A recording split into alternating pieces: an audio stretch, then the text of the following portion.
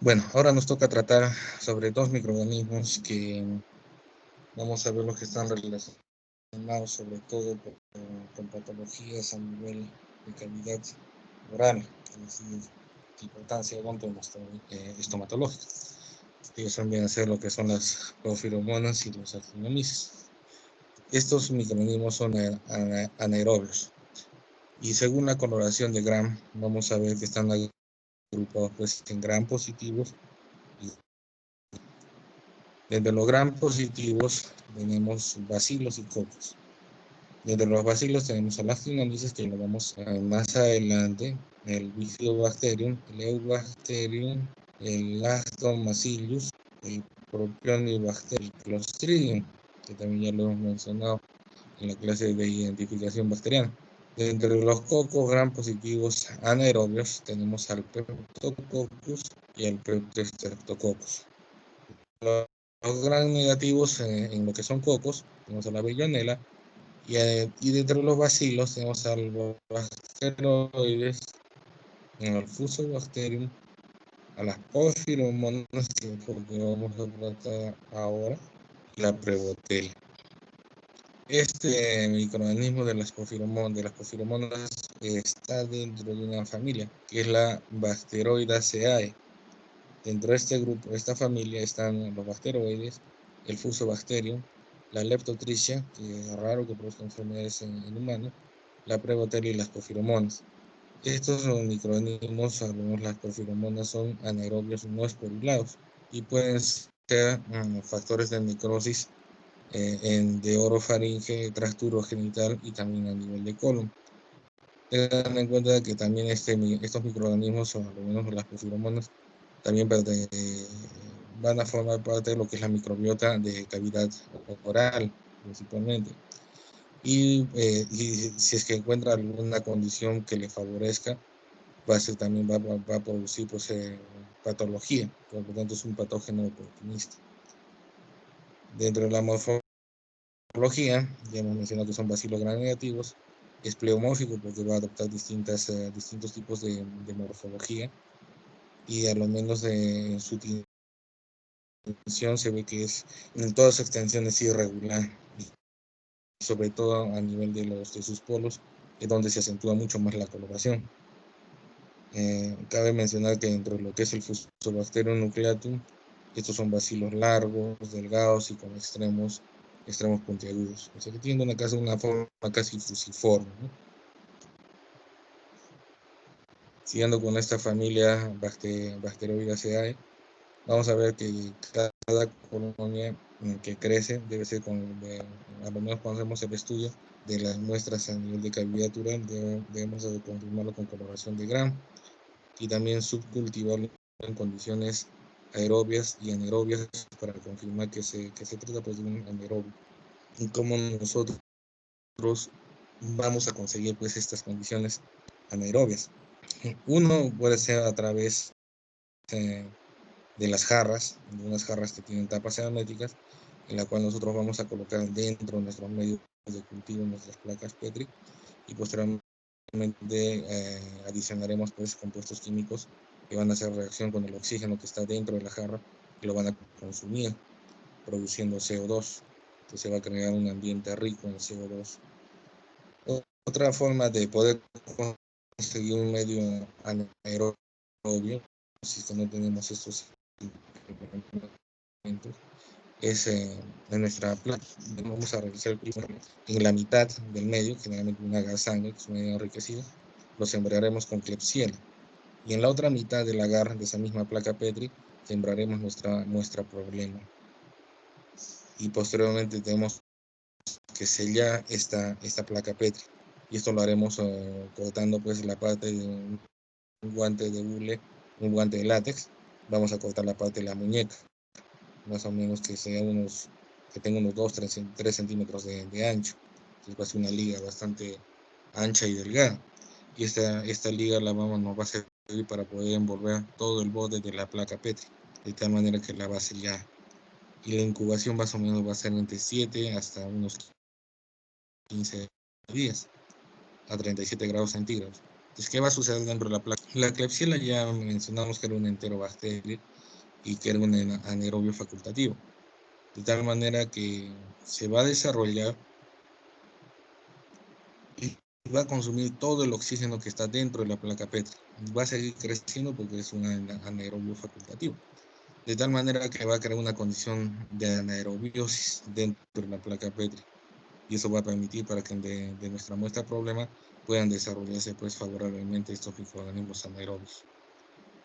Dentro de lo que es la bioquímica, vamos a evaluar lo que es la tolerancia a la bilis, la producción de pigmentos y la sensibilidad a antibióticos. ¿Qué sensibilidad vamos a ver? A la vancomicina, a la kanamicina y a la colistina. Y lo que estamos viendo en la parte derecha de la diapositiva, ahí estamos comparando, ¿no?, lo que es el Bacteroides fragilis, la Prevotella y las mismas porfiromonas. Como estamos viendo, las porfiromonas vienen a estar sensibles tanto a la vancomicina y a la bilis. Después, tanto a la kanamicina y a la colistina va a ser resistente. Muy distinto al comportamiento pues, del Bacteroides fragilis, que va a ser resistente a todo, y la Prevotella, que va a ser resistente a la vancomicina y a la kanamicina. Ahora, productores de pigmento, la Prevotella, que puede hacerlo o no, que pasa es productos de muy poco pigmento, y las porfiromonas, que sí producen pigmento. Por eso que vamos a ver que dentro de su desarrollo vamos a ver colonias que son de color marrón a color negro. El Bacteroides fragilis es catalasa positivo, y en lo que es el metabolismo de la glucosa tenemos que diferenciar a nivel de lo que es el Fusobacterium. El Fusobacterium va a ser productor de ácido butírico, es decir, que van a seguir la vía del butilenglicol, y por lo tanto va a ser Bodes por Haber positivo. En cambio, los demás microorganismos o las demás especies de Fusobacterium van a producir ácidos mixtos, y por lo tanto va a ser prueba rojo de metilo positivo. Dentro de las otras especies de Fusobacterium, como es el Fusobacterium nucleatum y el Necrophorum, estos son lipasa positivo y son los principales patógenos que pueden considerarse dentro de este género. La Porfiromonas gingivales. Porfiromonas gingivales. Es un bacilo gram negativo, como lo mencionamos, es inmóvil, es anaerobio estricto. Dentro de sus factores de virulencia están las fimbrias, que esto le va a permitir agregarse también a otras bacterias. Va a formar vesículas en la superficie de las células huésped, y esto van a servir de señuelos para consumir factores defensivos, como es el complemento, péptidos antimicrobianos y etc. Otro factor de virulencia es la producción de enzimas, como las colagenasas, que van a contribuir a destruir el colágeno, sostén de los tejidos, y va a contribuir a parte de lo que es la fisiopatología de este microorganismo. También van a secretar diversas enzimas como la desoxirribonucleasas, las fosfolipidasas, que también van a ser parte de lo que van a contribuir a la fisiopatología en la cavidad oral. Pueden degradar también fibrinógeno, y van a producir unas proteínas que van a ser las gingiparinas, que son proteínas inespecíficas que van a producir hemólisis. Y esto lo hacen con la finalidad de poder obtener hierro. Y finalmente destruyen proteínas defensivas, estos microorganismos, por ejemplo la lactoferrina y transferrina.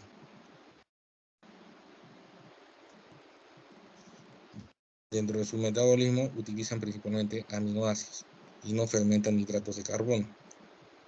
Obtienen menos moléculas de ATP que los microorganismos con cadena respiratoria, y van a liberar metabolitos tóxicos para las células del hospedador, que algunos van a ser volátiles.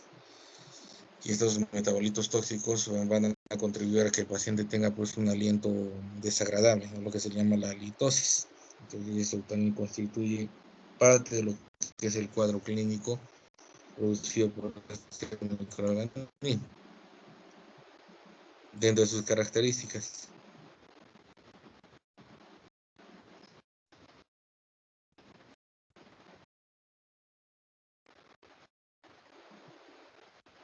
mencionamos terapia como esas típicas, como dije, que también, por lo tanto, un pigmento marrón, poseen fimbrias, no fermentan carbohidratos y deben cultivarse pues en jarras de anaerobiosis, porque son anaerobios estrictos.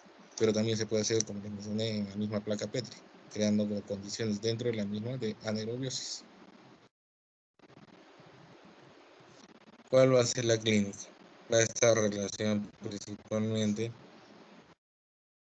es las periodontitis, va a producir también gingivitis, pulpitis, porque puede infectar dentro del diente o la pieza dentaria y va a infectar a la pulpa. Abscesos periodontales, abscesos periapicales. Dentro de la clínica se asocia pues a periodontitis crónicas y es importante la relación también con la gingivitis, porque vamos a ver que las porfiromonas gingivalis van a infectar, generalmente van a estar muy relacionadas con esta parte del diente, es decir, la parte del cuello dental, ¿no? Lo que está relacionado con la misma encía. Y vamos a ver también cuadros graves de gingivitis, que viene a ser la gingivitis ulcerativa necrotizante aguda, en sus siglas, que es el GUNA, y eso lo va a producir este microorganismo. Y acá estamos viendo un compromiso pues de GUNA. ¿En qué consiste? Es una destrucción acelerada de los tejidos afectados y una diseminación total, inicialmente local y posteriormente que puede llegar a una diseminación sistémica. ¿Qué más? Habla sobre la propagación más allá también de las encías, que puede invadir tejidos locales de la boca y de la cara. Y esto en sí constituye lo que es el síndrome de Noma. Y este microorganismo también puede producirse abscesos periapicales, ¿no? Dentro de lo que es su hábitat, generalmente pues está a nivel de los surcos gingivales, formando parte de lo que es la placa subgingival. Y es importante también mencionar que debe haber un ambiente de anaerobiosis, y esto principalmente a nivel de las bolsas periodontales. El cultivo, como ya mencionamos, se va a hacer pues en la sangre suplementado con vitamina K y amina. Y las condiciones de incubación deben ser en anaerobiosis, como yo les expliqué. Las colonias van a crecer pues lentamente, como se puede observar, de 7 a 15 días. Y lo importante es que estas son colonias pigmentadas, tal como lo están viendo en la diapositiva, que son colonias de color marrón a un color pues oscuro, negro, ¿no? El tratamiento va dirigido a lo que es el raspado y alisado radicular, es decir, es una indicación más que todo de tipo odontoestomatológico. No se consigue una erradicación definitiva, ya que esta bacteria puede localizarse en zonas de difícil acceso, como fugas o la base de las bolsas periodontales, y va a ser pues muy difícil poder llegar a él y tratarlo. El otro tratamiento viene a ser la cirugía restrictiva, que también es más predecible que la cirugía de acceso, y el tratamiento antimicrobiano sistémico es eficaz si se combina con el raspado y el alisado radicular y también la cirugía resectiva. Ahora, ¿qué antimicrobianos son los que usamos? A nivel local, viene a ser lo que es la clorhexidina al 0.12%, que bueno, se aplica de 2 hasta 3 veces por día durante 10 a 14 días. Los sistémicos, que está la amoxicilina y con el ácido clavulánico. Esto ya saben que se da cada 8 horas y por 7 días. También puede asociarse a lo que es la amoxicilina con un nitroimidazol, es decir, puede ser, por ejemplo, un metronidazol de 500 miligramos. Este medicamento ya se toma cada 12 horas y, como se menciona en la diapositiva, por 5 a 7 días. Y también tenemos finalmente las fluoquinolonas, como el moxifloxacino, que en dosis de 400 miligramos por día y abonado a la citromicina de 500 miligramos por día por 3 días, van a contribuir a la mejoría de nuestro paciente y la erradicación de este microorganismo. Acá tenemos un tratamiento antes, que es antes de que se inicie pues, el suministro de antibióticos o el raspado de la placa dental. Todo esto se ve pues como en los bordes relacionados con el cuello dentario. Al que uno se encía vemos que hay un eritema. Ya que está unido, que está ahí un edema. Y después del tratamiento, que más o menos debe ser unos 2 o 3 meses después. Entonces, como ven, pues la curación puede darse, ¿no? Pero el tratamiento debe ser bastante prolijo y también debe ser cumplido por el paciente, aunado pues también a las curaciones que debe hacerse a nivel lo que es de raspado y retiro de la placa dental. ¿Qué factores predisponentes a nivel del huésped pueden condicionar la infección por este microorganismo? Desnutrición, deshidratación, la falta de higiene, de saneamiento, una enfermedad reciente, son más que todo por el uso de antibióticos que pueden producir un desequilibrio de la microbiota a nivel de boca.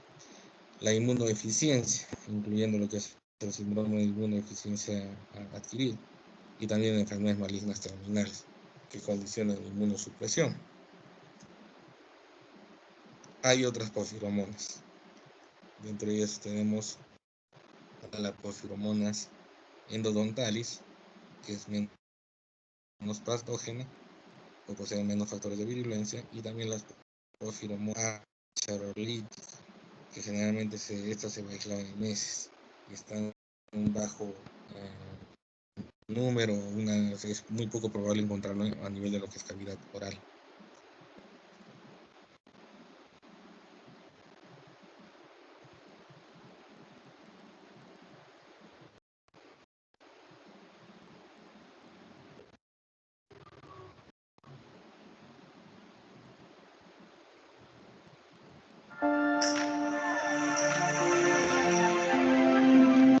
¿Escuchan, jóvenes?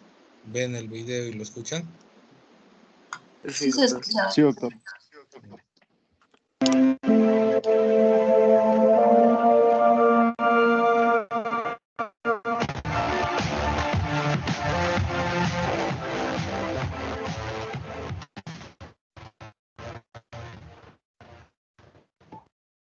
La porfiromona gingivalis es un móvil y azacarolítico que habita en el árbol y que produce colonias con pigmentaciones marrones en medios de cultivo agarzante. Es considerado un agente patógeno exógeno, puesto que no forma parte de la microbiota de la cavidad bucal en individuos sanos. En la periodontitis del adulto, su prevalencia es del 40 al 100%. Es el patógeno más importante y se encuentra en mayor proporción en las bolsas profundas. A nivel estructural, es un cocobacilo que mide de 0.5 a 0.4, es considerado un comensal en la cavidad oral. Su pared celular presenta a nivel de la membrana externa las endotoxinas. Son capsulados, no esporulados, sin flagelos y abundantes fimbrias de diferentes tipos. A nivel superficial, presenta vesículas que contienen una variedad de enzimas que juegan un rol importante en su virulencia. Así también produce múltiples enzimas con capacidad de degradar compuestos proteicos.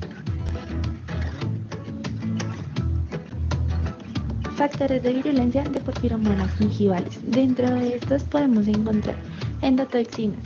Son de tipo polisacáridos que se encuentran presentes en la membrana externa de la bacteria. Están compuestas por el lípido A, que estaría participando en la interrupción de la homeostasis inmunológica del huésped. Cápsula.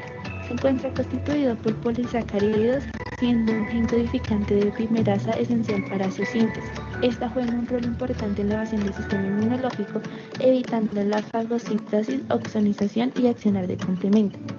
Hemaglutininas. Son proteínas codificadas por el gen HA que promueven la colonización por mediación de la unión bacteriana a oligosacáridos en células humanas. Vesículas de membrana externa. Son sacos cerrados que se encuentran a un nivel más externo de la bacteria que presentan en su interior numerosas enzimas como lo son las fosfolipasas C, proteasas, fosfatas alcalina, hemolicinas y lipopolisacáridos. Estas son liberadas produciendo daño a las células periodontales y neutrófilos.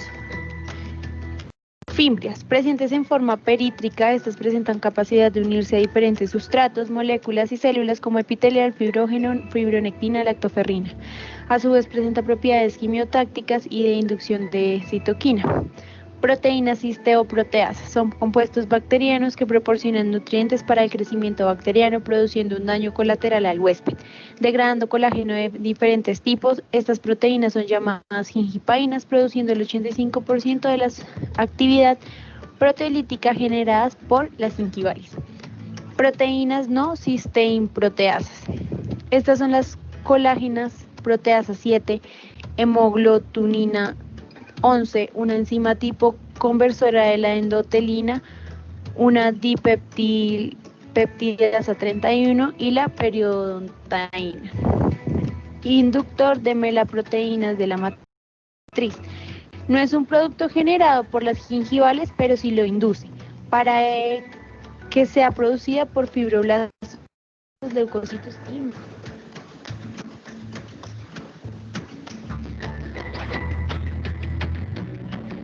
la porfiromona gingivalis es considerada un colonizador secundario comensal del surco gingival, que llega por contagio o transmisión por individuos infectados, por medio de la saliva principalmente. La porfiromona gingivalis desarrolla un sofisticado programa de tácticas para evadir varios puntos de control del sistema inmune innato. A través de sus gingipaínas, por las fimbrias, los LPS y otros factores que le permiten una mayor supervivencia en un medio como el surco gingival, parece ser capaz de manipular los mecanismos innatos de reconocimiento. Este germen se encuentra refugio en ambientes relativamente seguros. Elude a los factores de complemento y en general, de forma activa, puede modificar la respuesta innata de manera que favorezca su persistencia en el huésped. Esta bacteria habita en la cavidad oral. Por lo tanto, es nuestra competencia como odontólogos entender cómo trabaja y se desenvuelve en la misma para poder así tratarla y entender.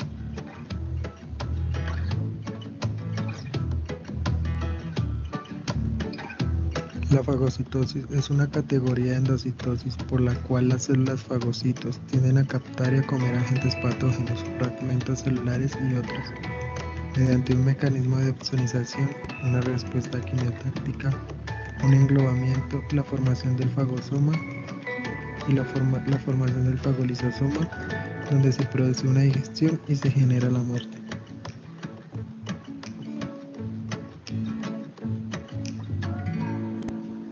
En conclusión, podemos decir que la cápsula de porfiromonas gingivalis está constituida por polisacáridos. Confiere estabilidad estructural a la bacteria y tiene un papel fundamental en la evasión de la respuesta inmune, evitando la fagocitosis, opsonización y la acción del complemento.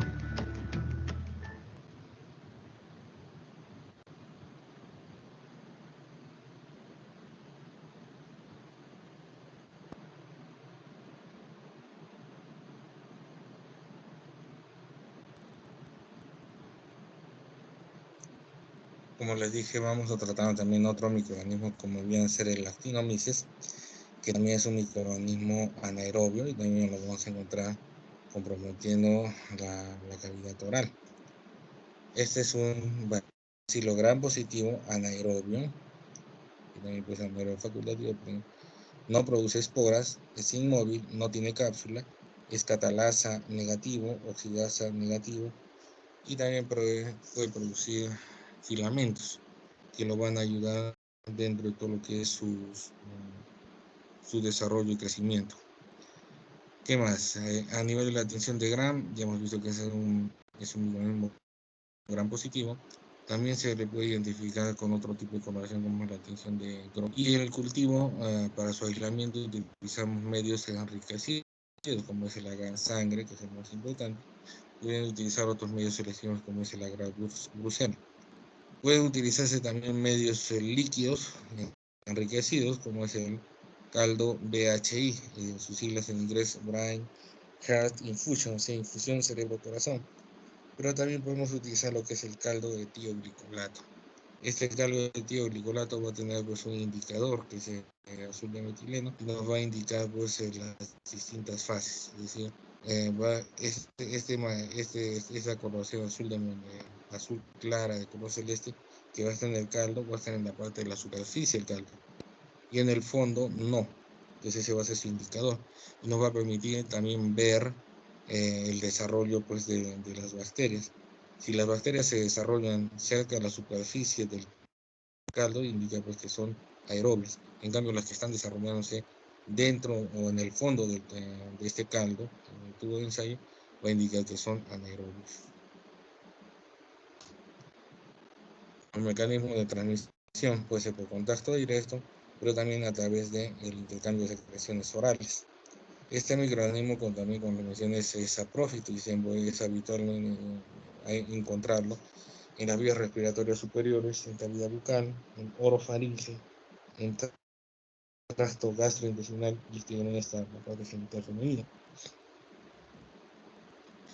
Y esta es su morfología característica, ¿no? Aparte de que son bacilos gram positivos, vamos a ver pues, que son bacilos que están ramificados y también pueden ser plumomórficos. Acá seguimos viendo también bacilos ramificados y eso corresponde, esa micromorfología corresponde para las actinomyces.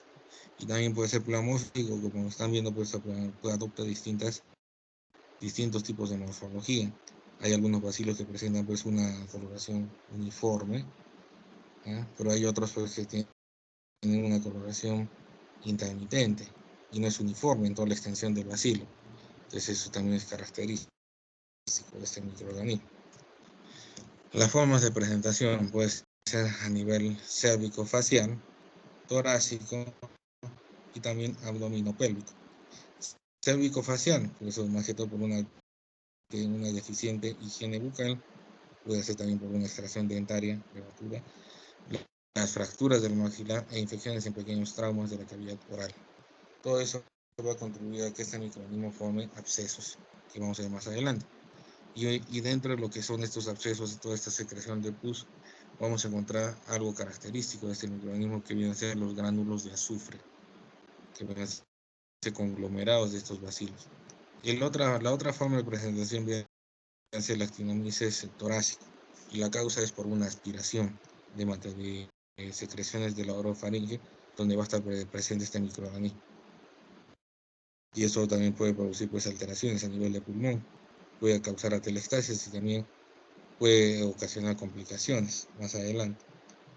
La abdominopélvica, la causa, proceso inflamatorio en la región, que puede ser por cirugías abdominales previas, traumatismos accidentales, y también se le ha visto que está asociada al uso del DIU, al dispositivo intrauterino, es decir, a las T de cobres.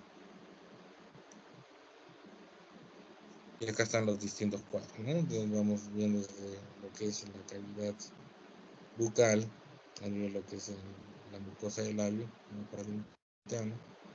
Acá es a nivel del cuerpo, vean cómo se está desarrollando los distintos abscesos y cómo están dejando estas cicatrices. Generalmente así, cuando es un absceso a nivel bucal, así se va a presentar como un nódulo bastante grande. Pero dentro de la cavidad bucal no hay mayor sintomatología ni sismología. O también lo pueden encontrar así, formando esas nodulaciones de superficie irregular. Y al hacer abscesos, al momento de la palpación, vamos a ver que el contenido es pues, fluente. Factores de riesgo. Tenemos a la diabetes, los estados de inmunosupresión, la edad, sobre todo los extremos de la vida y sobre todo pues, en los pacientes de tercera edad. El uso previo de antibióticos, como les dije, eso también puede alterar lo que es la microbiota y va a favorecer que estos microorganismos puedan desarrollarse. Lesiones en piel y mucosas, caries, tabaquismo, abuso de alcohol, todos esos son factores que van a predisponer una fase de infección por este microorganismo.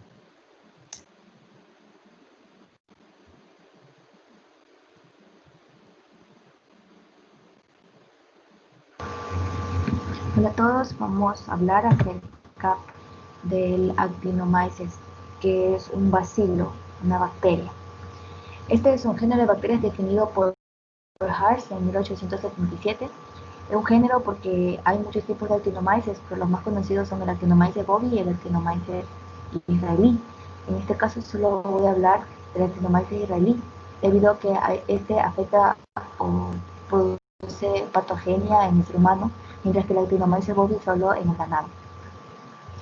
Algunas de estas especies son anaerobias, son de tipo gram positivo, no producen esporas, y otras son facultativas anaerobias, es decir, que pueden vivir sin oxígeno, como pueden también vivir con una cantidad considerable de oxígeno. En su morfología tenemos que individualmente la bacteria es un bacilo alargado, como se observa en la imagen superior izquierda. Y mientras que cuando se la observa en colonias, forma unas estructuras como filamentos que son parecidas a las hifas de los hongos. Aquí, ¿sí? O sea, como que se alargaran, pero solo están pegadas entre ellas. Que en los hongos, estas hifas, en los hongos, pero creo que no son hongos, las hifas van a tener la función de nutrición, pero aquí en la actinomyces no tiene esa función, sino solo es una forma de colonia. En la sintomatología tenemos que produce la actinomicosis, es causada principalmente por el actinomyces israelí. La actinomicosis es una infección endógena en los cuales no se tienen indicios de que se transmita de persona a persona, ni por algún foco externo como el agua o el suelo, sino que nosotros ya poseemos este microorganismo en nuestro interior, y este último solo está esperando a que existan ciertas circunstancias que permitan que este pueda invadir los tejidos enfermos en cierto caso. La actinomicosis tiene una forma física de presentarse.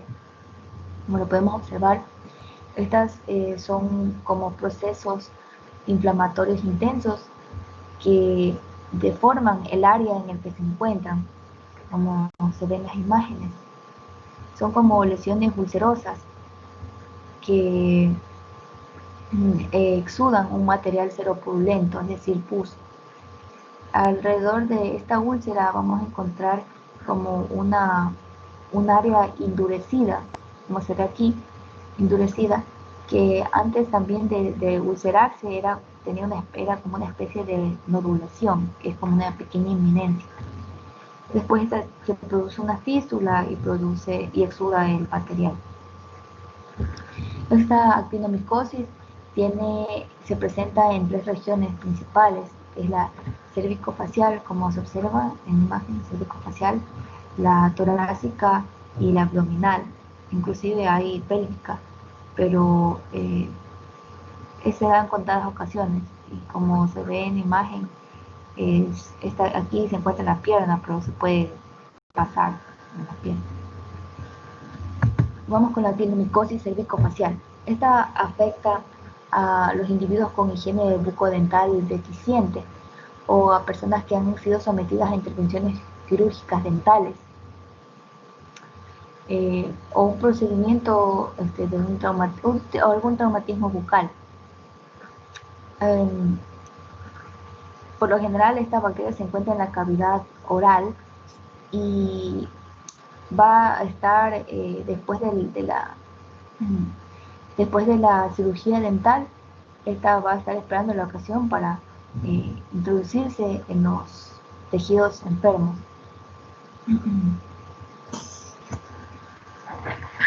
Como podemos observar, la actinomicosis cervical puede presentarse no solo puede presentarse en las regiones tanto como los mejillas, como el área submaxilar, parotidia, carotidia e incluso subclavicular. En la imagen derecha observamos una cavidad bucal con una actinomicosis que está en la parte interna, en la mejilla ya. Y se puede observar también la dentadura, si se ven, no tiene una buena higiene dental, es por eso que es necesario tener las debidas precauciones. Continuando, podemos encontrar la actinomicosis torácica, las cuales forman abscesos en el tejido pulmonar en un inicio, y este se produce o se ocasiona por la aspiración del germen por la boca, desde la boca, o por extensión de una infección abdominal. Los síntomas son fiebre, tos, que al principio es seca y después se hace más grave, aparecen el esputo mucopurulento, es ese moco bien cargado, así como a veces como medio con pus. Y finalmente hemoptoico, que va a poseer sangre.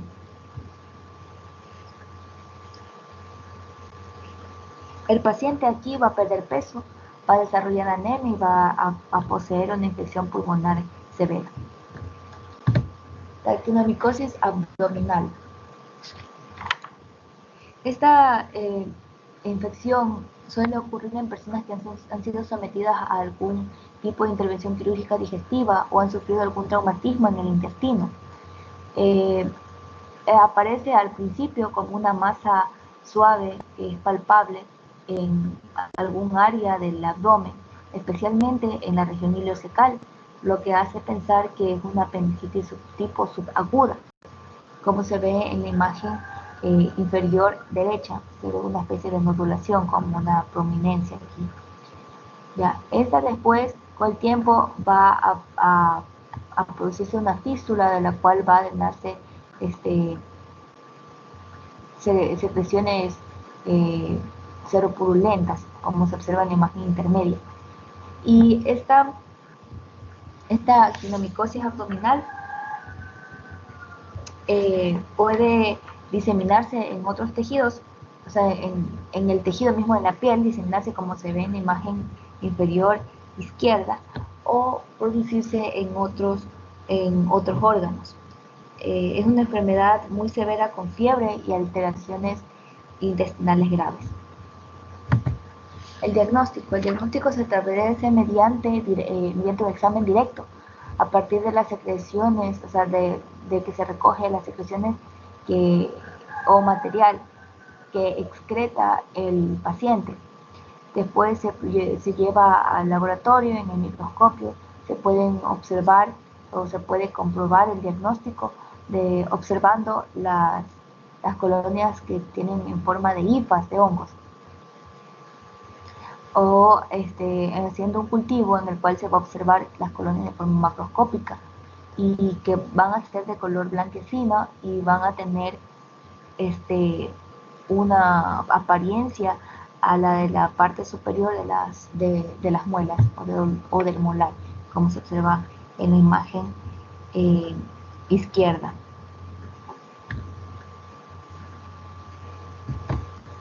El tratamiento. El tratamiento tiene una duración de 6 a 12 meses. Es un tratamiento realmente largo debido a la gravedad de esta enfermedad, de esta patología. El tratamiento a elección es la penicilina G intravenosa, que en un inicio se van a colocar en cantidades grandes, que son de 18 a 24 millones de unidades internacionales diarias por vía intravenosa, para después dar penicilina o amoxicilina por vía oral. El antibiótico hace efecto alrededor de las 4 semanas, las 4 primeras semanas, pero si las lesiones no mejoran, es recomendable realizar un examen en las lesiones para ver las colonias bacterianas. También es necesario explicar que si el tratamiento no se da o no se administra de forma apropiada, la enfermedad tiende a retornar. Es recomendable el drenaje quirúrgico de los abscesos para una curación o una mejoría más rápida. En la prevención encontramos que debemos siempre mantener la cavidad bucodental en óptimas condiciones, tanto antes o después de una cirugía dental. Aquí la responsabilidad es por parte de las dos personas, tanto del médico que realiza la cirugía como de la persona que se la realiza. Del médico, porque los utensilios que tiene que utilizar tienen que ser esterilizados, completamente esterilizados.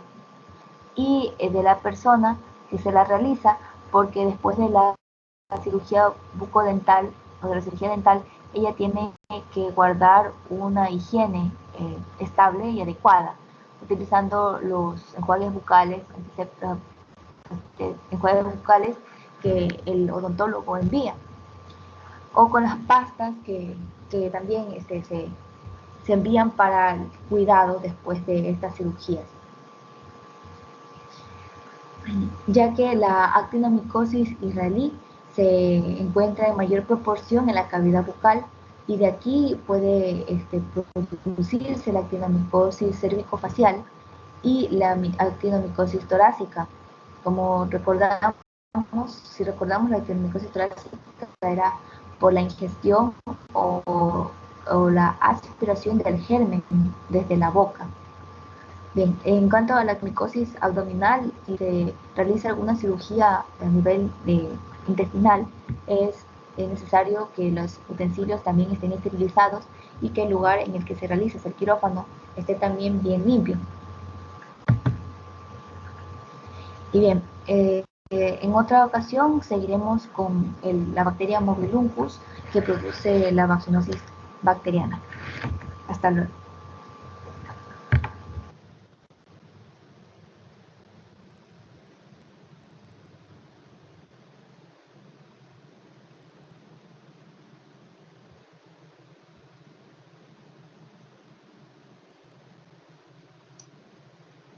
¿Hasta acá alguna pregunta, alguna duda? Lourdes Guevara está presente.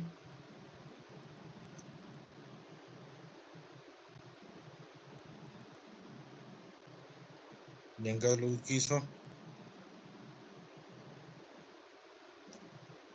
Listo, jóvenes. Entonces continuamos con la parte de sífilis. La sífilis es una enfermedad, es una infección de transmisión sexual ocasionada por un microorganismo que viene a ser el treponema pallidum.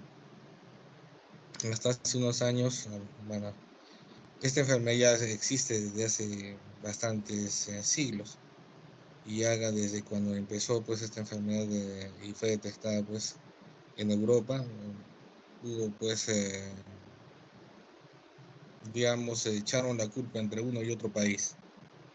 Esto fue en el viejo mundo, se echaron la culpa, que decían este era el mal español, otros decían que era el mal francés, y así, entre uno y otro se echaron la culpa.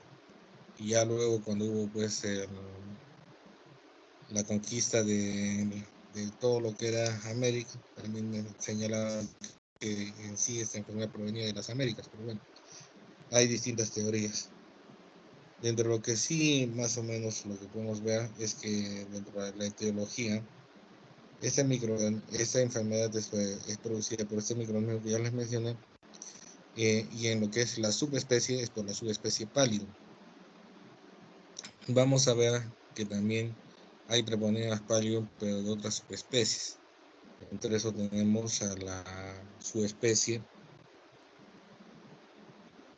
endemicum, que causa lo que es la sífilis endémica o el VG, el treponema pallidum, su especie pertenua, que va a producir lo que es el PIAM, y también vamos a tener otro microorganismo que ya salió fuera de este grupo, que viene a ser el treponema caratium, que va a ocasionar lo que es la pinta, un cuadro similar al vitíligo, con la diferencia de que el cuadro de la cara o la pinta puede ser pues tratado con antibióticos y se puede superar, se puede curar, a diferencia de lo que el vitíligo no.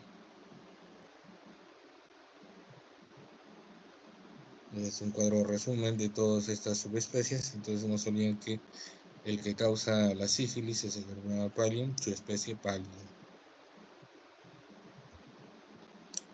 Vamos a ver que dentro de lo que es el cuadro clínico mencionamos pues distintas fases, ¿no?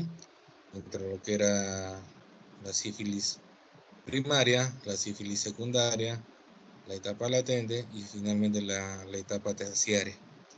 ¿Cuál era la lesión característica en la sífilis primaria? ¿Cuál era? Chancro duro.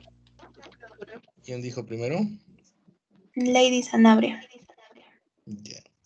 Entonces, lo que es la lesión que va a caracterizar esta fase es el chancro duro. ¿Cuáles vienen a ser las características de lesión?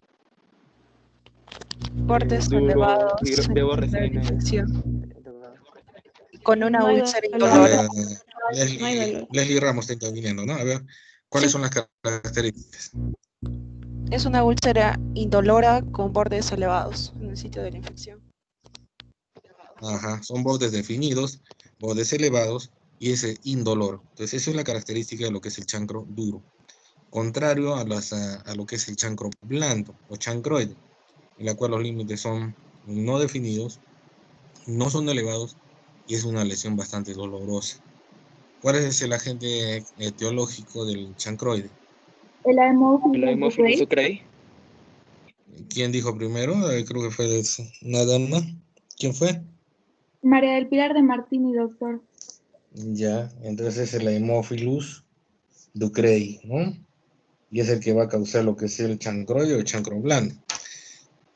En la sífilis secundaria, ya vamos a ver que es una enfermedad mucho más diseminada y vamos a encontrar lesiones que más que todo van a comprometer a piel y faneras.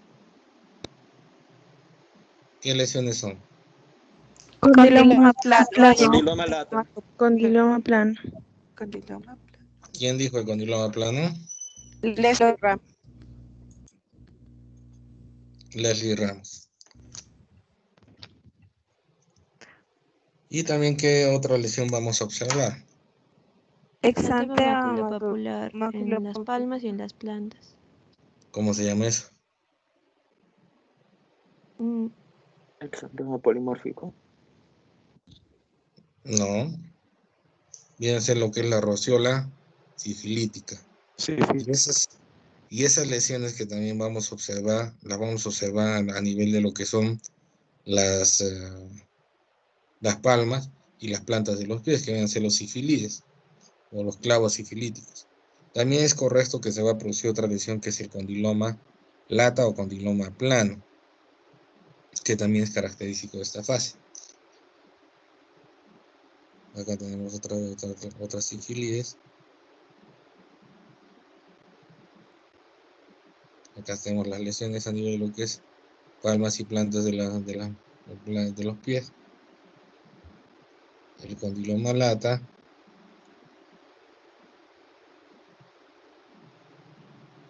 También puede haber afectación de las mucosas con ese condiloma. Y finalmente ya llegamos a esta fase, que es posterior a la sífilis tardía, en donde vamos a encontrar estas lesiones como en saca bocado, que ya son lesiones mucho más graves, que vienen a ser lo que son las gomas sifilíticas, características ya de la etapa terciaria. Por supuesto que también en la etapa terciaria vamos a encontrar que va a haber compromiso ya sistémico de órganos. Dentro de eso está la neurosífilis, puede haber también un aneurisma aórtico, y así hay compromisos pues a nivel de lo que esos son órganos, así es una etapa mucho más compleja. También vamos a encontrar lo que es la sífilis congénita, es decir, la transmisión de esta enfermedad no solamente se da pues de forma horizontal, sino también se da de forma vertical, de madre a hijo. Y lo que vamos a encontrar pues son distintas anomalías, y eso dependiendo el tiempo en donde se produjo la infección de la madre, si fue en el primer trimestre o en el tercer trimestre, y eso va a influenciar en lo que va a corresponder a estos cuadros de la sífilis congénita, puede ser temprana o tardía. La temprana va a corresponder a una sintomatología o signología de a partir del nacimiento hasta los 2 años de vida, y la tardía de 2 años hacia adelante. Lo más característico de la sífilis congénita temprana vienen a ser los dientes de Hutchinson, es decir, los dientes en tornillo o los dientes en tonel. Y en la sífilis tardía vamos a encontrar lo que es la nariz sencilla de montar, los maxilares pequeños, la protuberancia frontal o frente olímpica, y también vamos a encontrar acá lo que es la tríada de Hutchinson, es decir, los dientes, la presencia de queratitis intersticial y la sordera neural del octavo párrafo.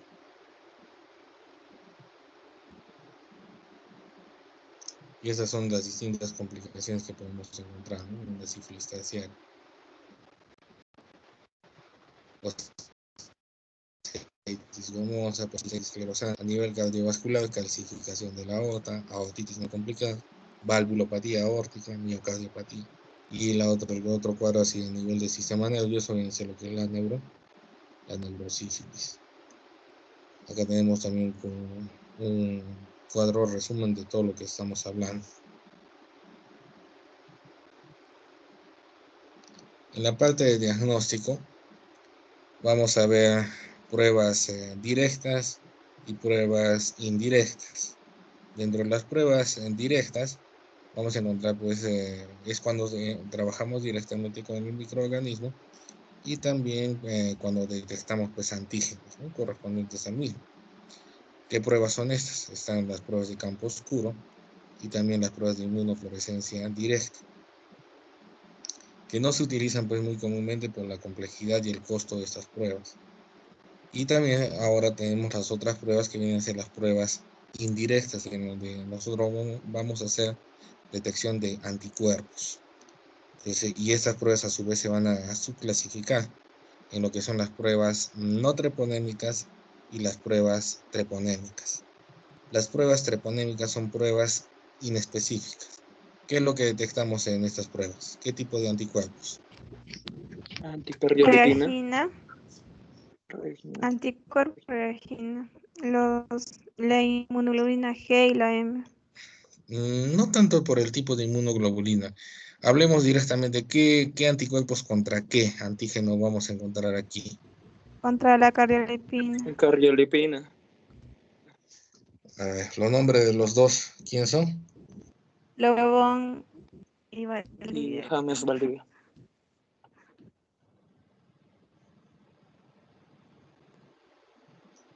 Entonces vamos a encontrar, pues, aquí anticuerpos anticardiolipina, anticolesterol y antilecitina.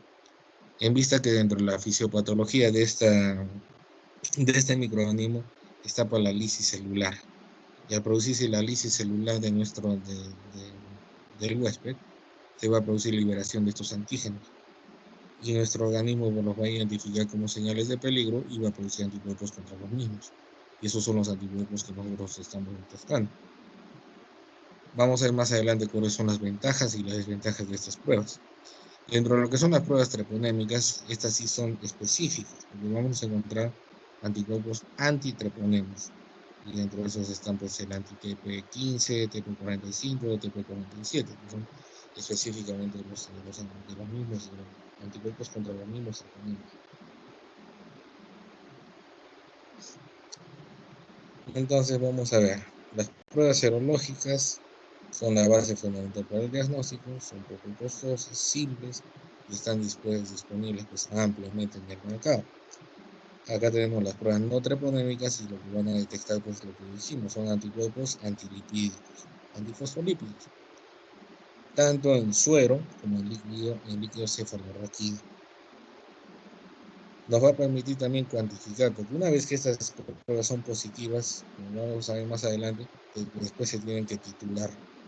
¿Y en virtud a qué? Porque nos van a servir de base para el control de tratamiento. Y esa es la utilidad de estas pruebas. Para eso nos sirve, para el control de tratamiento. ¿Qué pruebas tenemos? El VDRL, el RPR, y hay otras pruebas como el TRUSI, por ejemplo, el USR también. El VDRL, que significa búsqueda de laboratorio de enfermedad venérea. La técnica es por floculación y el reactivo es una mezcla de cardiolipina, colesterol y lecitina, que se comportan como antígenos frente a los anticuerpos de este tipo IgG y IgM de las reacciones presentes en el suero de los pacientes infectados. El RPR, que viene a ser las reacciones plasmáticas rápidas. Acá la técnica es de aglutinación y se utilizan partículas de carbón que van a estar absorbidas con antígenos no treponémicos y van a estar, pues, absorbidas igualito con cardiolipina, colesterol y lecitina. Dice que también tienen una sensibilidad similar al VDRL y se utilizan igual también como técnicas de screening para estudios poblacionales. La diferencia entre uno y otro es que en el VDRL, en la lectura, tiene que hacerse a través del microscopio. En cambio, en el RPR, la lectura se hace de forma macroscópica, no necesita microscopio. Asimismo que también en el BDRL se necesita un proceso previo en el suero, que se llama de inactivación de complemento, en la cual se tiene que calentar hasta 60-65 grados centígrados la muestra de suero para poder inactivar este complemento y poder realizar la prueba. En cambio, en el RPR no necesita esta inactivación, no es necesario, se puede trabajar directamente con la prueba. Hay otras pruebas como es el TRUS, es un test sérico con azul de toluidina, y al principio viene a ser casi el mismo. Esto es lo que es la prueba de BDRL, en la cual vamos a ver esta, entre comillas, aglutinación de las partículas de látex, y van a estar también relacionados con lo que son las cargas eléctricas de estas partículas. Y lo que estamos viendo, lo que les dije, ¿no? El BDRL, la lectura es pues por microscopía. En cambio, el RPR, la lectura es de forma macroscópica. Acá tenemos una lectura, ¿no? Esta es negativa, y acá estamos viendo pues que se están formando estos grumos de látex, y esto se observa a través del microscopio. En cambio, en el RPR, esto lo hacemos en una placa de cartón plastificado, y ahí colocamos nuestras muestras de suero y se le mezcla con el reactivo. Y se procede a mezclar más o menos unos 5 o 7 minutos, y posteriormente se hace una lectura. Entonces acá tenemos una lectura negativa y acá tenemos dos positivos. Entonces, si sale positivo, posteriormente se tienen que hacer diluciones al medio, al cuarto, al octavo, al 16, 32, y se tiene que ver hasta dónde va la aglutinación para poder definir el título.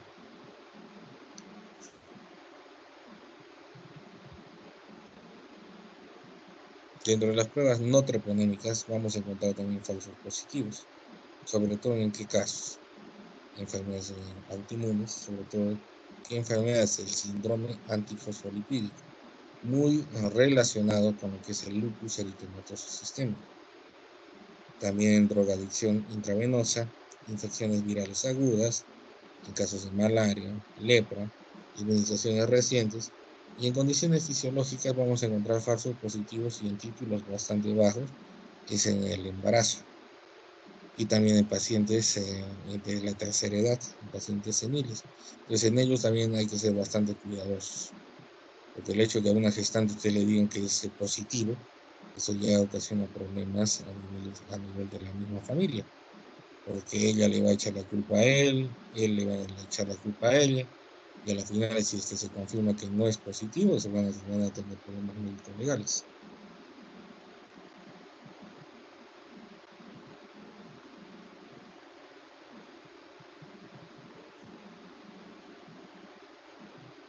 Dentro de los falsos negativos también encontramos lo que es el fenómeno prozón. ¿En qué consiste el fenómeno prozón? Aumento de anticuerpos. ¿Por qué se produce el efecto prozón? Aumento exagerado de anticuerpos contra un antígeno. Ajá. ¿Quién dijo eso? James Valdivia. Deben tener en cuenta que cuando hay una reacción antígeno-anticuerpo debe haber un equilibrio dentro de lo que es la cantidad de antígeno y anticuerpo. Cuando ya se produce una producción exagerada de anticuerpos, hay demasiados anticuerpos, la reacción de antígeno-anticuerpo no va a ser la adecuada. Y si lo vemos en un RPR, van a ver que a las justas hay una pequeña aglutinación que se esboza. Entonces, ¿qué es lo que tiene que hacerse en este caso? Tiene que hacer diluciones. Y van a ver que a medida que se va diluyendo nuestro suero, es decir, van disminuyendo progresivamente la cantidad de anticuerpos, la aglutinación, en vez de disminuir, paradójicamente va a comenzar a aumentar título tras título, y va a llegar a un punto en que va a ser más, y de ahí va a comenzar a disminuir, de tal manera que los títulos van a ser bastante altos, y eso correlaciona con el efecto prozón. Porque vamos a encontrar que hay bastante presencia de anticuerpos. Este es un cuadro de resumen de todos los falsos positivos, en las condiciones fisiológicas en nuestra ayuda. Tenemos el embarazo, en los cuadros crónicos, tenemos la edad avanzada de pacientes seniles.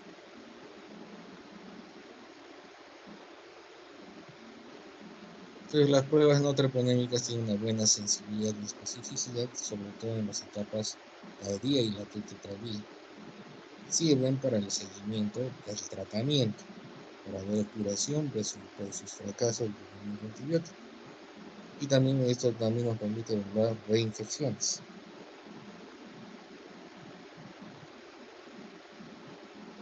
Dentro de las pruebas treponémicas, acá tenemos lo que es el FT-APS, que viene a ser las técnicas de anticuerpos absorbidos treponémicos por fluorescencia, la microhemaglutinación de treponema, Pallidum, enzimo inmunoensayos y la prueba de inmovilización del treponema, que es el TPI. El más usado en el medio es el FT-APS, sobre todo para detección de anticuerpos del tipo IgG. ¿Por qué se van a caracterizar estas pruebas treponémicas? Porque van a permanecer reactivas de por vida. Tienen contacto con el treponema pallidum y van a ser positivas de por vida. Así hayan recibido el mejor tratamiento antibiótico, van a seguir siendo positivas de por vida. Por eso es que no sirve para lo que es el control del tratamiento. No sirve. Y el hecho que esté positiva indica que es una exposición, había exposición al treponema pallidum. Falsos positivos, ¿cuándo podemos encontrar?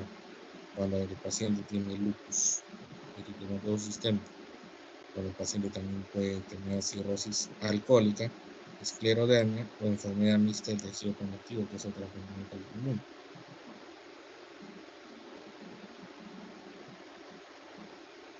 Entonces, el FT-APS, ¿en qué consiste? ¿Qué es lo que vamos a encontrar en el medio? Acá lo que se va a buscar es distinguir lo que son los anticuerpos patógenos contra el treponema pallidum y los anticuerpos no patógenos. Tengan en cuenta que dentro de la microbiota, a nivel bucal o también a nivel intestinal, tenemos treponemas que no son patógenos. Y por eso es que también nuestro organismo va a producir estos anticuerpos contra estos treponemas no patógenos. Entonces, ¿qué es lo que busca la prueba? Eliminar, sacarlos del suero del paciente, absorberlos. Entonces, ¿cómo lo va a hacer? Acá nosotros utilizamos una lámina portapecho donde va a estar fijado el treponema patógeno. Entonces, esa viene a ser lo que es la cepa Myconos. ¿Y cómo vamos a eliminar los anticuerpos para treponemas no patógenos? Eso lo hacemos a través de otra cepa, que viene a ser la cepa Reiter. Entonces, ¿qué hacemos? Esta cepa Reiter se mezcla con el suero de nuestro paciente, de tal manera que se va a eliminar todos los anticuerpos antitreponémicos no patógenos.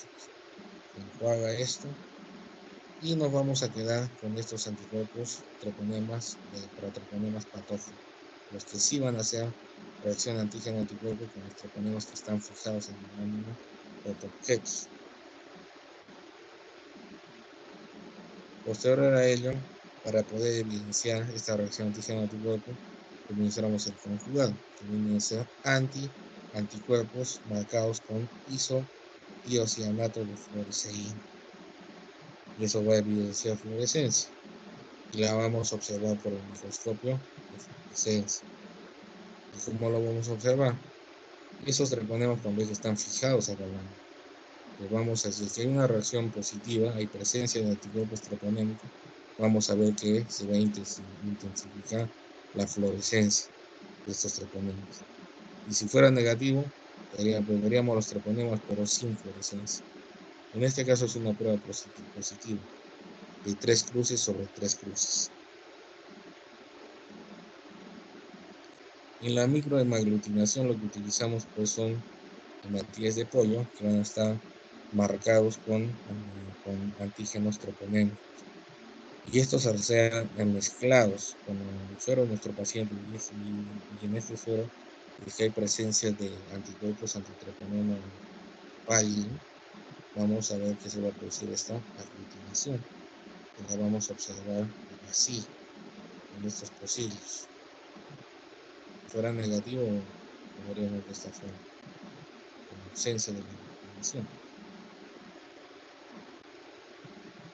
Entonces, las pruebas treponémicas, ¿por qué se van a caracterizar? Para recapitular, porque permanecen reactivas de por vida, así hayan recibido el mejor tratamiento.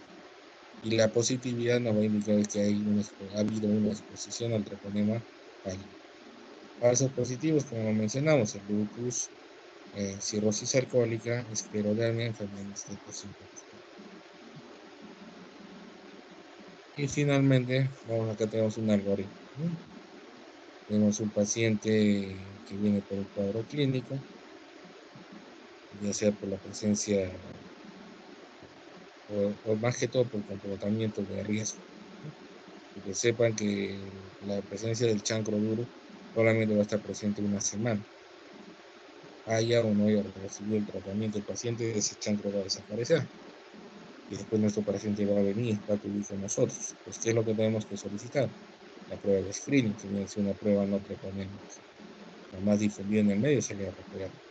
Si sale reactivo, lo próximo que tenemos que hacer es titular y solicitar la prueba treponémica, que deben ser los FTAPs. Si es reactivo, indica sífilis y se tiene que iniciar el tratamiento. Si no es reactivo, puede indicar, esto ya nos indica que el 3 no treponémico es un falso positivo y puede estar relacionado con alguna enfermedad autoinmune o también con un cuadro fisiológico. Y la prueba no treponémica es no reactiva, significa que no existe, porque la sífilis está en un estadio temprano y esto se tiene que repetir por un periodo prudente, puede ir desde unas semanas hasta un mes. ¿Hasta acá alguna duda, alguna pregunta, jóvenes? Doctor, una pregunta. ¿Cuál es la prueba que muestra la positividad al principio? La que te va a mostrar positividad al principio, y que es la prueba de screening, son las pruebas no treponémicas, que es la que tienes que solicitar.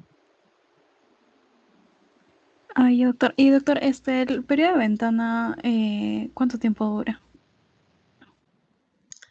El periodo de ventana es que en sí, mira, cuando tienes contacto con el treponema, el tiempo más o menos en que va a aparecer el chancro duro es más o menos de 5 a 7 días, donde hayas tenido contacto, ¿no? Ya sea a nivel genital, a nivel oral, a nivel anal. Y es en este tiempo que aparece el chancro duro, en que vas a tener una positividad de tus pruebas no treponémicas. Ten en cuenta que entre la fisiopatología, cómo se produce el chancro duro, es porque va a haber una lisis celular. Y es por la lisis celular que se libera el colesterol, la lecitina y la cardiolipina. Y ese, entre comillas, vendría a ser tu periodo de ventana.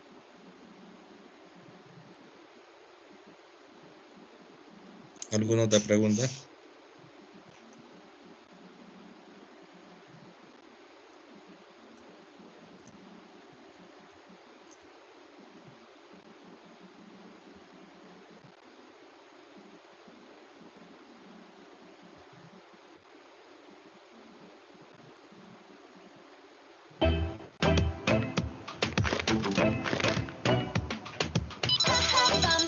¡Hey!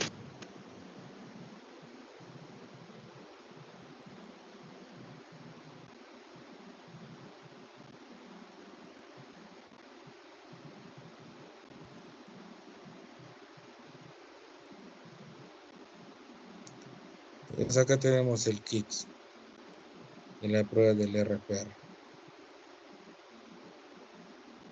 Ahí están los goteros. También nos va a hacer, aparte de coger muestras, nos va a pedir también homogeneizar. Las varillas, que también sirven para homogenización. Las tarjetas plastificadas, donde vamos a realizar las pruebas.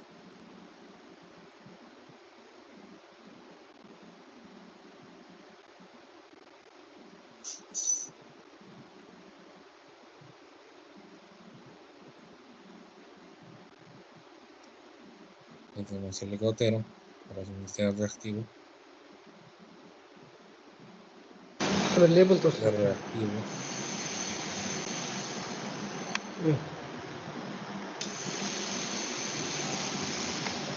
Vamos a tener también sueros positivos.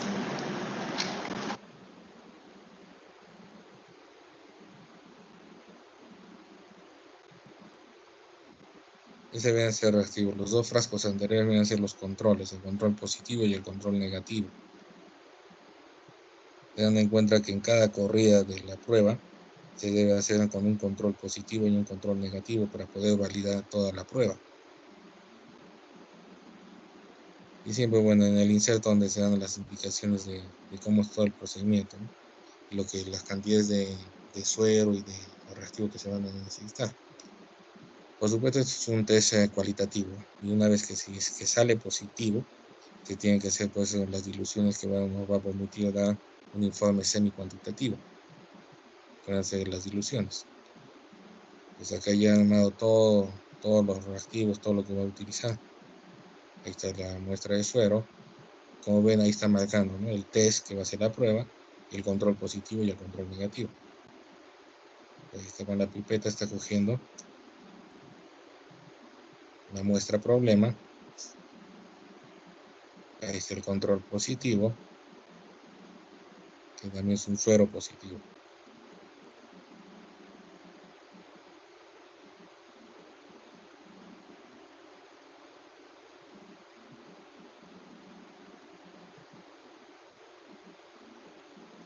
Control negativo.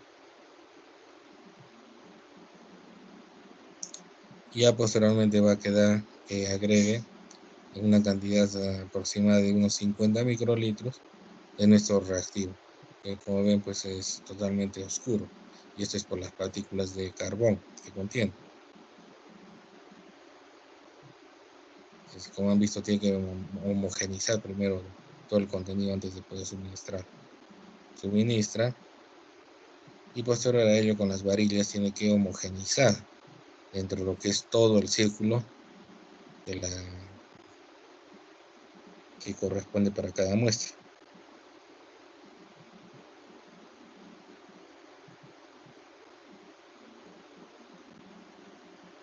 Y cada varilla se utiliza para cada muestra, no puede mezclarlo. Porque imagínense si utilizaran una varilla para todo. Si es que en una muestra está positiva, produce un arrastre y puede producir falsos positivos. Porque esa es una varilla por cada muestra. Posterior a ello, lo que voy a colocar es, para poder seguir moviendo y homogeneizar la muestra, lo voy a colocar en un rotador serológico.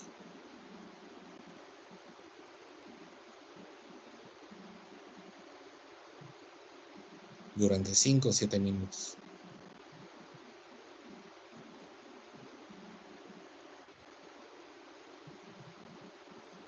Si está viendo que el control positivo, pues han visto que hay aglutinado. No es lo que se espera, entonces valida la prueba. Y en este caso ese test ha salido negativo. En el caso que hubiera salido positivo, similar o con mayor aglutinación al control positivo, se procederá pues a las diluciones.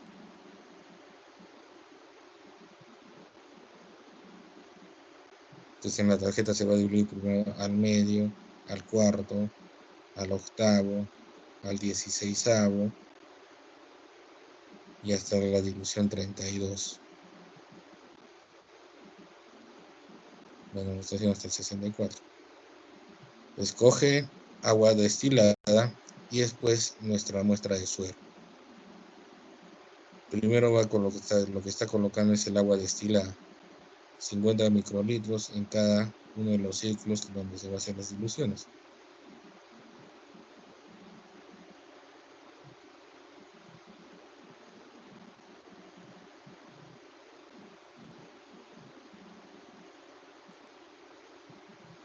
Y después va a coger 50 microlitros de suero, problema, que salió positivo. Y lo va a mezclar ahí mismo. Suministra y lo mezcla, ¿no?, absorbiendo y suministrando. Luego va a absorber, que se supone que 50 microlitros, y los va a seguir así mezclando sucesivamente. y la muestra se va a ir diluyendo.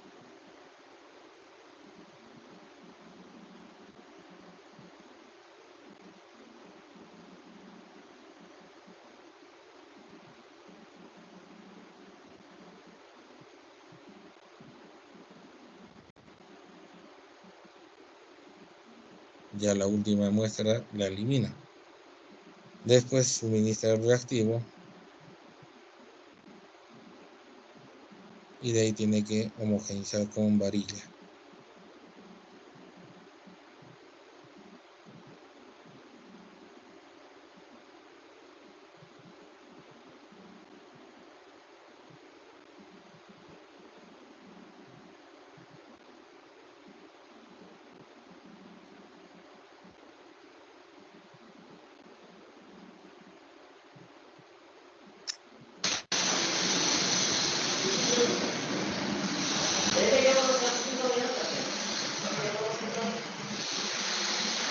Y ahí lo enviaron a los rotados serológicos por 5 o 7 minutos.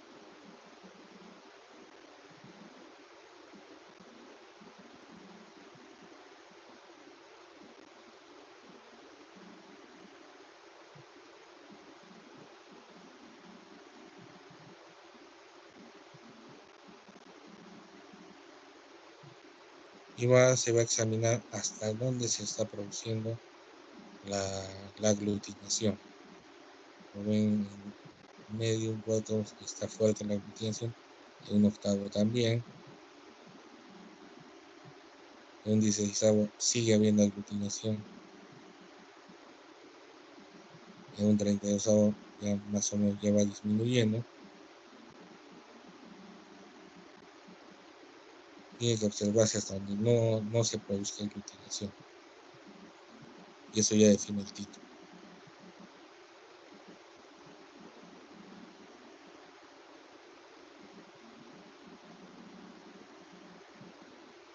¿Hasta acá alguna duda? ¿Alguna pregunta?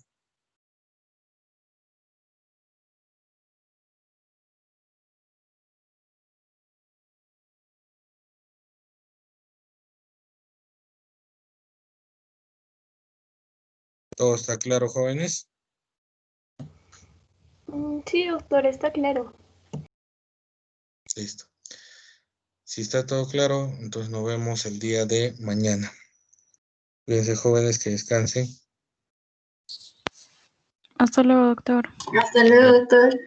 Hasta luego, doctor. Gracias. Hasta luego, cuídense.